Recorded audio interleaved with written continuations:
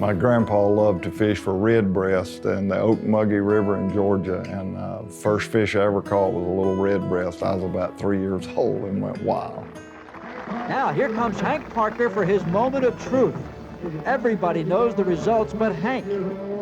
But when the crowd gathers around his... From the time I was a little kid, every time I'd get a bite, I'd think it was going to be Moby Dick or the new world record, and I still feel that way today.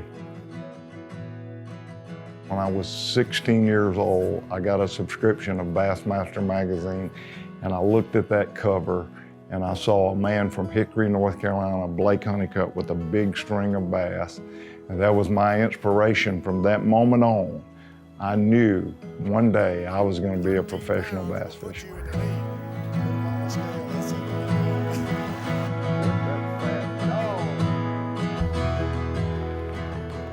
I've always felt as a fisherman I didn't have the natural ability that some guys, and to me, 99 was never a good number if 100 was achievable.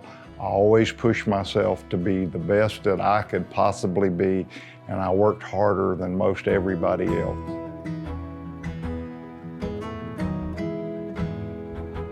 If I could be anybody, I'd want to be a great dad, and I think that's one thing that the outdoors offers. I think it offers an environment that allows us to communicate with our kids. You can get out on the water and the whole world stops.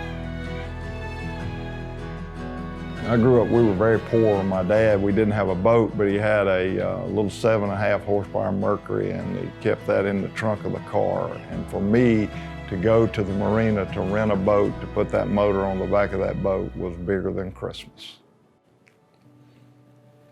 As I get older, the more I appreciate good equipment, and to be able to push that throttle down and go fast is a feeling that nothing else offers. You feel that boat come up on top of those waves, and that hull lift up, and the wind pushing back on your chest. There's nothing that compares. I've always valued my experience with the outdoors to the point that I prioritize it for my living.